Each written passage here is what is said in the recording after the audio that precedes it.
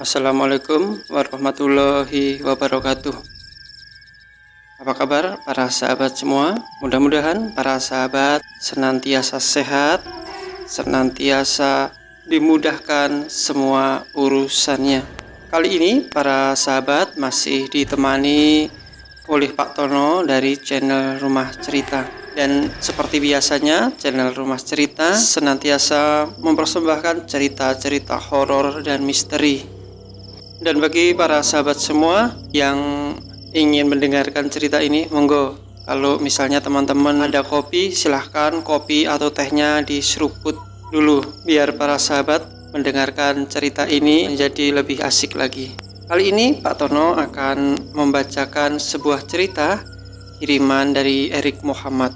Cerita ini berjudul Dikunjungi Teman Lamaku. Namun sebelum Pak Tono melanjutkan ceritanya, silahkan para sahabat semua yang belum subscribe channel ini untuk terlebih dahulu menekan tombol subscribe, supaya nanti para sahabat semua, jika Pak Tono telah upload cerita terbaru, para sahabat akan mendapatkan notifikasi pemberitahuan. Dan jika para sahabat suka dengan cerita ini, silahkan klik like, dan jika tidak suka silahkan klik dislike. Dan jika ada komentar-komentar, monggo silahkan ditulis komentarnya. Dan Pak Tono sekali lagi mohon maaf kepada para sahabat semua, masih banyak kekurangan di cerita-cerita dari channel Rumah Cerita. Kalau misalnya para sahabat ingin mengkritik atau kasih saran, monggo silahkan, nggak usah sungkan, nggak usah segan, karena ini untuk kemajuan kita bersama. Baik, ceritanya akan Pak Tono lanjutkan. Cerita seram dimulai.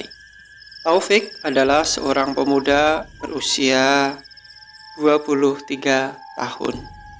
Semenjak lulus SMA, dia berdagang di pasar membantu kedua orang tuanya, yaitu Bu Yuni dan Pak Dullah. Ya, kedua orang tua dari Taufik ini memang seorang pedagang di pasar dan sambil bertani juga jika mereka sudah tak berdagang di pasar. Dan sudah kurang lebih 4 tahun lebih Taufik ini membantu kedua orang tuanya dengan berdagang di pasar dan bertani. Pada satu waktu Taufik ini teringat dengan salah seorang sahabatnya, teman lama SMA yang bernama Rudi. Ya, semenjak lulus dari SMA, Rudi ini telah merantau ke Jakarta dan sampai saat ini mereka belum pernah bertemu. Mereka adalah sahabat akrab dari masa mereka SMA. Dan mungkin karena selalu teringat dengan Rudi, Taufik pun bahkan beberapa kali bermimpi bertemu dengan Rudi. Saat itu Taufik bermimpi dirinya melihat Rudi. Mimpi itu berkata bahwa dirinya hendak pergi jauh kepada Taufik. Taufik rupanya tak berhenti untuk mencari informasi tentang Rudi, karena memang walaupun mereka sudah berteman akrab, tapi Taufik ini tidak pernah tahu di mana rumah Rudi yang aslinya di wilayah itu, karena memang mereka walaupun sudah berteman akrab, Taufik ini belum pernah sekalipun ke rumahnya Rudi. Hingga pada satu malam sekitar jam 8 malam, saat itu Taufik mendengar pintu rumahnya diketuk oleh seseorang. Dan ketika Taufik membuka pintu rumahnya, ternyata saat itu tidak ada seorang pun yang berada di depan pintu rumahnya itu. Kejadian itu malam itu ternyata berulang sebanyak 3 kali. Dan karena itu pada ketukan-ketukan berikutnya Taufik sudah tidak mau lagi keluar. Apalagi ketika ditanyakan siapa orang yang mengetuk pintu itu, tidak menjawab atau tidak menyahut seruan dari Taufik. Jam telah menunjukkan pukul 9 malam. Kala itu kedua orang tua Taufik telah tertidur. Ya, mungkin kedua orang tua Taufik ini telah kecapean karena telah beraktivitas seharian dari pagi hari. Saat itu Taufik merasakan pundaknya ditepuk oleh seseorang, dan ketika Taufik menengok ke bawah, alangkah terkejutnya Taufik karena saat itu dia melihat Rudi tengah berdiri di belakangnya. "Ah, kamu Ruth, ngagetin aja. Kapan kamu datang Ruth? Kok kamu pulang kampung gak info-info Ruth?" kata Taufik kemudian. "Ya udah duduk dulu, kamu ke belakang, aku bikinin teh. Udah duduk dulu. Kamu mau teh atau kopi?" nya Taufik kepada Rudi. Udah, nggak usah bikin minuman, dan orang tuamu nggak usah kamu bangunin. Udah, kita ngobrol-ngobrol di sini saja. Malam itu, Taufik dan Rudi terlibat dalam obrolan panjang dan mereka saling menanyakan kabar masing-masing. Namun saat itu Taufik melihat wajah Rudi berbeda. Wajah Rudi saat itu terlihat datar dan ekspresi wajahnya terlihat begitu dingin. Namun hal tersebut ternyata tidak mengganggu Taufik karena malam itu Taufik begitu bergembira ketika bertemu dengan Rudi. Tiba-tiba saat itu Bu Yuni, yaitu orang tuanya Rudi, lewat di ruang tamu dan keluar sebentar. Saat itu Taufik begitu heran kenapa ibunya kok tidak menegur temannya itu. Namun saat itu Taufik tidak mempermasalahkan karena dia pikir ibunya itu sedang tergesa-gesa untuk keluar rumah. Mungkin ada satu masalah yang harus beliau selesaikan, pikir Taufik saat itu.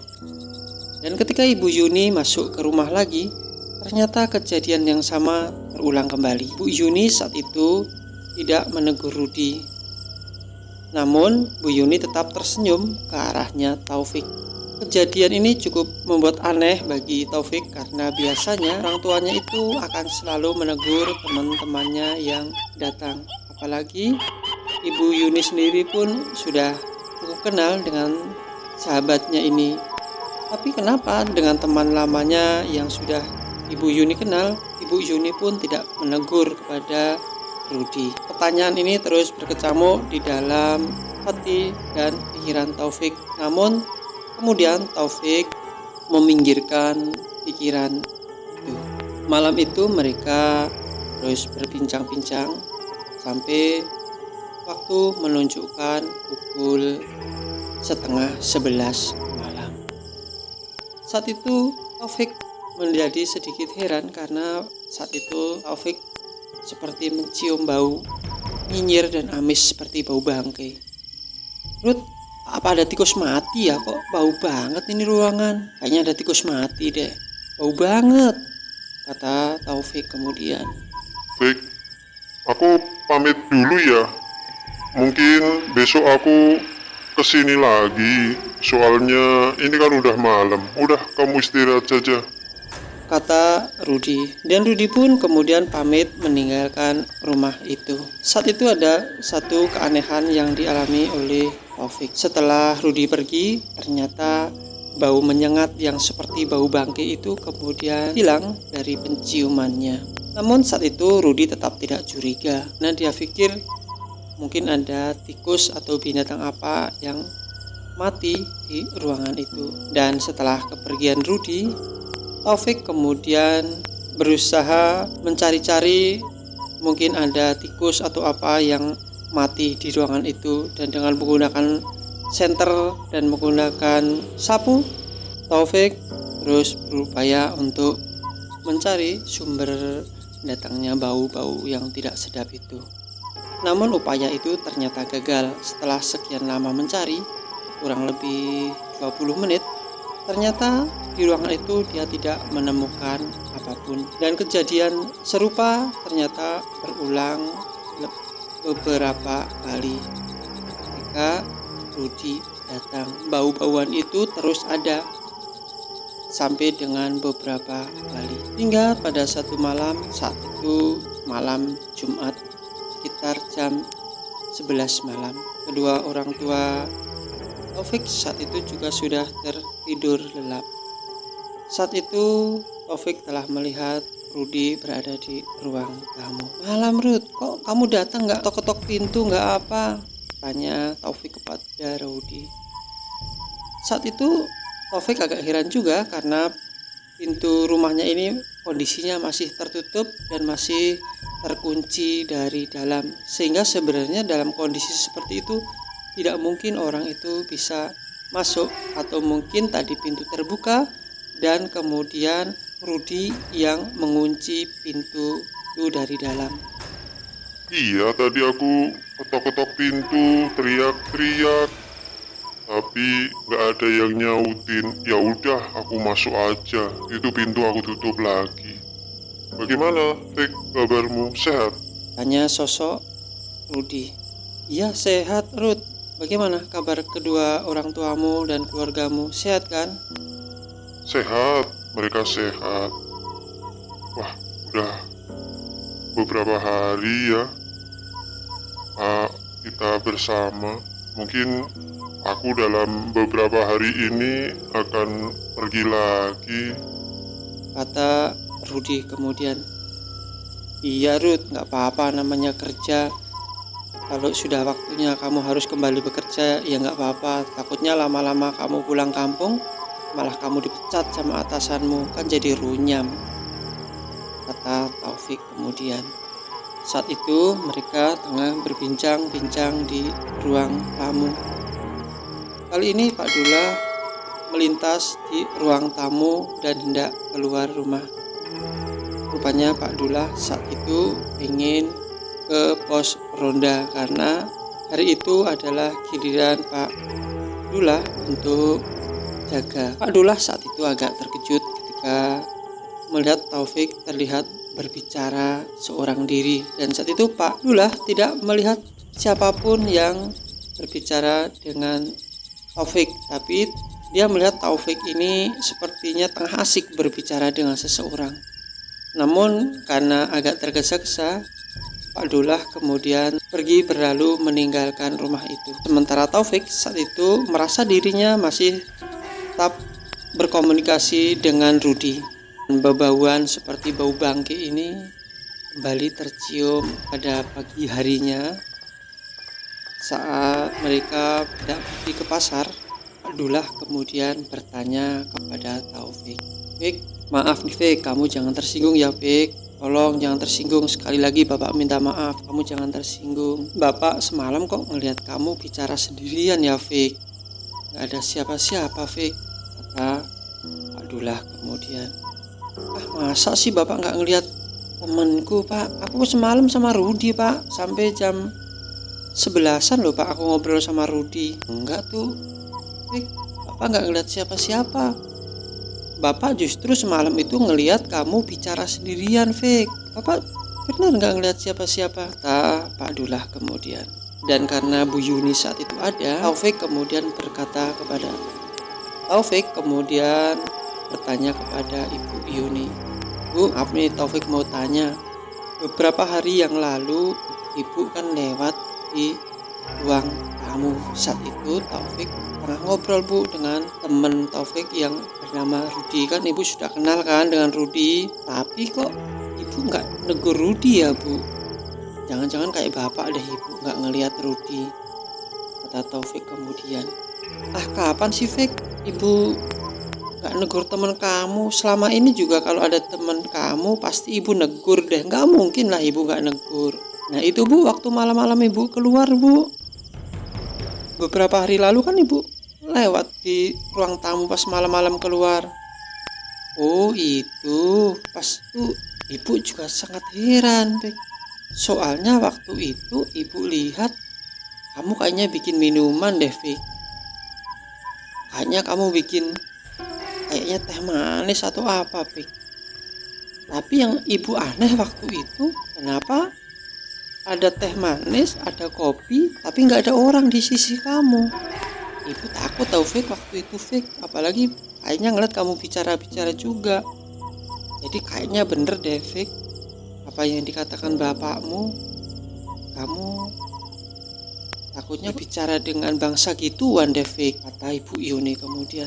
Taufik kemudian menjelaskan kepada kedua orang tuanya bahwa memang beberapa hari ini dia bertemu dengan sahabat lamanya yaitu Rudy. Taufik saat itu menjelaskan bahwa Rudi memang biasanya datangnya malam-malam, tidak pernah siang hari. Dan saat itu Taufik menjadi agak heran. Kemudian dia menelpon salah seorang temannya yang bernama Susi. Sus, apa kabar Sus kamu? Baik Fik. Gimana Fik? Ada info apa Fik? Taufik kemudian menceritakan kepada Susi pengalaman yang dialami beberapa hari ini. Susi kemudian kata, Astagfirullahaladzim, ya Allah Fik, kamu belum dengar kabarnya Rudi Fik? Belum Sus, kenapa Sus? Ini Fik, aku 2 hari yang lalu mendengar kabar dari keluarganya Rudi. Ternyata Rudi ini sudah meninggal kurang lebih 10 hari yang lalu. Rudi ini Jakarta kena kayak penyakit TBC gitu, Fik. TBC ini sudah kurang lebih 2 tahun. Terus Rudi ini sudah dirawat di rumah sakit kurang lebih setengah bulan. Terus nyawa Rudi tidak bisa diselamatkan, Fik. Ya Allah. Sus, demi Allah Sus, aku beberapa hari ini didatangi sosok seperti Rudi, tapi dia datangnya baik-baik Sus. Dan yang agak anehnya Sus, setiap dia datang aku nyium bau bangke, bau banget. Dan saat aku cari tuh gak ada apa-apa di rumahku. Saat itu kemudian Taufik, kemudian Anwar, kemudian Susi serta dengan salah satu temannya yaitu Amelia, mereka meminta kepada Taufik untuk memberitahukan jika Rudi datang. Taufik kemudian berkata, kayaknya nanti malam masih datang deh Sus. Coba kamu kumpulkan teman-teman kita, nanti kurang lebih jam setengah 10 malam kamu datang deh ke rumahku. Soalnya jam-jam itu biasanya sudah datang Sus. Datangnya sekitar jam 9-an. Nanti jam 10 lebih itu biasanya pergi Sus. Udah kamu dan beberapa teman kalau mau datang ke rumah aja Sus. Ini mungkin ada sesuatu yang pengen Rudi sampaikan kepada aku atau kepada kita. Nanti biar kita sama-sama mengerti dan kita bisa memenuhi apa permintaan dari almarhum Rudi, kata Taufik kemudian. Dan akhirnya mereka bersepakat untuk melakukan itu. Akhirnya beberapa orang teman dari Taufik ini berkumpul di rumahnya Anwar, yang rumahnya Anwar ini hanya sekitar 20 meter saja dari rumahnya Taufik. Malam itu ditunggu-tunggu dan ternyata Rudi tidak datang. Malam berikutnya setelah ditunggu sekian lama, akhirnya sosok Rudi ini datang juga sekitar jam 9 lebih 10 menit. Taufik kemudian dari handphonenya dengan aplikasi WhatsApp memberikan pesan kepada Susi. Susi kemudian mengumpulkan beberapa temannya dan akhirnya mereka berkumpul di rumahnya Anwar. Saat itu Taufik tengah berbicara dengan Rudi. Sampai sekitar jam 10 malam tiba-tiba Taufik yang tengah berbicara dengan Rudi ini, Taufik memang saat itu berusaha untuk membuka pintu. Saat itu Rudi mencegah apa yang dilakukan oleh Taufik, namun Taufik bilang bahwa malam ini panas sehingga nggak apa-apa pintu dibuka saja. Dan akhirnya pintu depan dari rumah Taufik ini dibuka. Taufik dan Rudi saat itu tengah berbincang-bincang membicarakan berbagai permasalahan hidup. Dan di tengah pembicaraan itu tiba-tiba Anwar, Amelia, dan Susi masuk ke rumahnya Taufik. Saat itu Amelia langsung pingsan ketika melihat sosok Rudi. Ternyata dalam pandangannya Rudi ini bukan manusia, tapi Rudi ini adalah sesosok pocong, sehingga Amelia ketakutan. Dan Susi pun saat itu melihat bahwa sosok Rudi ini juga sosok pocong. Namun Susi saat itu bisa tabah dan tidak pingsan. Sedangkan Anwar saat itu melihat Rudi ini tetaplah Rudi, namun sosok Rudi ini terlihat pucat pasi dan wajahnya juga tampak putih membiru. Namun bagi Taufik, penampilan Rudi ini biasa seperti Rudi yang dulu dilihatnya selagi masih hidup dan segar bugar.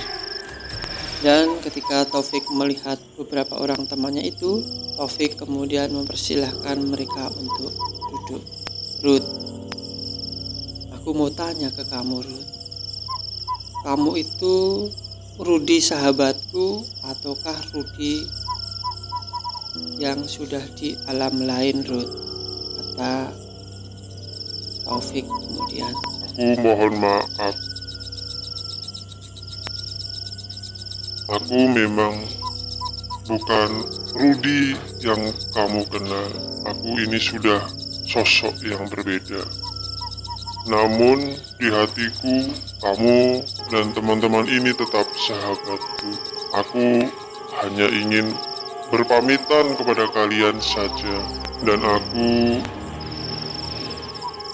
aku ingin memohon maaf kepada kamu, Fik, dan kepada teman-temanku yang lain jika ada kesalahanku, baik kepada kalian, kepada keluarga kalian, atau kepada yang lain. Mohon dimaafkan. Usiaku tidak panjang, jangan sampai kesalahan-kesalahan yang aku lakukan ini menjadi azab untukku. Tolong kamu maafkan ya, Fik. Kamu temanku, namanya teman.